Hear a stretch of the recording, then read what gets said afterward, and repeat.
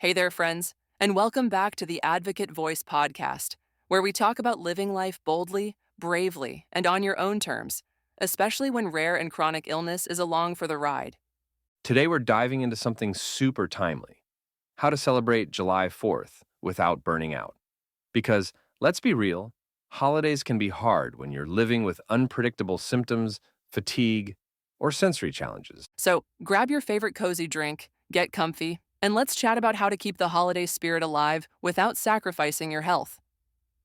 Here's a shocking reality check: nearly 70% of people living with chronic illness have to skip holiday celebrations completely, forced to watch life's big moments pass by from the sidelines.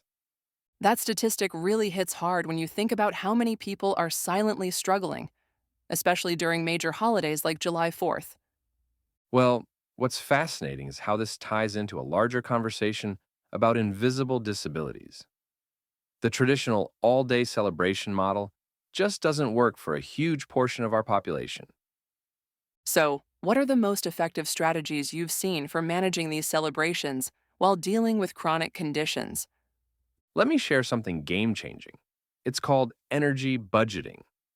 Think of it like a financial budget, but instead of dollars, you're allocating your daily energy. The most successful approach I've seen involves breaking the day into three strategic chunks. Hmm, that makes so much sense. How exactly do people implement that kind of planning? Well, here's where it gets interesting. You map out your must do activities first, like watching fireworks, then work backwards. Studies show that people who use this method are 60% less likely to experience severe post celebration crashes. That's such a significant difference. What about the social pressure to participate in everything? That's where having what experts call an escape plan becomes crucial. It's not just about knowing when to leave, it's about having a complete strategy in place. Think medications, quiet zones mapped out, and even prepared exit phrases. Those prepared phrases sound really valuable. What works best? The most effective ones are positive but firm, like, I'm having a great time, but I need to step away for a bit.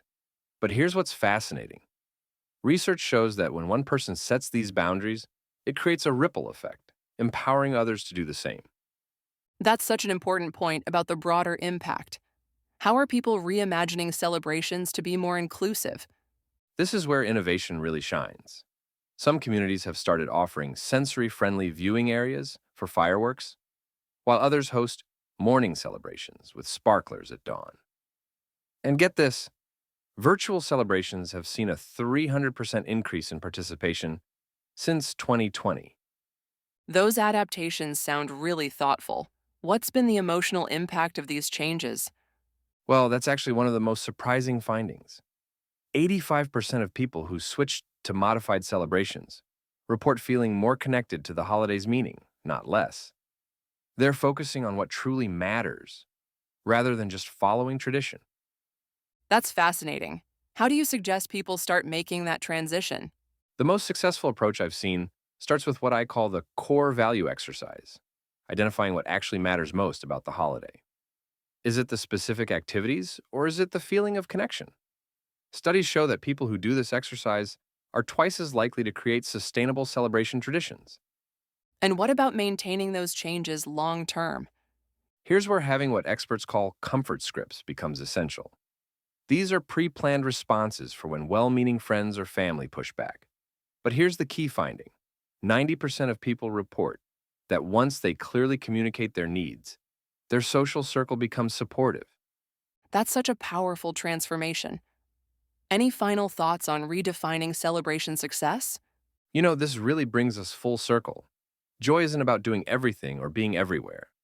The data shows that people who prioritize their well being during celebrations report a 70% increase in holiday enjoyment.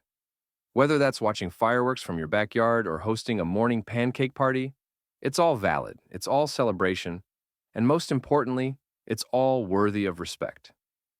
So, as we head into July 4th, we just want you to remember you're allowed to say no. You're allowed to rest. You're allowed to create a celebration that fits you. And honestly, that's what freedom is all about. We'd love to hear how you celebrate on your own terms. So read the full article at theadvocatevoice.org/July 4th and hop over to share your stories with us on the Advocate Voice socials. You might inspire someone else who's been struggling to find their balance, too. Take care of yourself, stay safe, and have a beautiful, gentle Independence Day.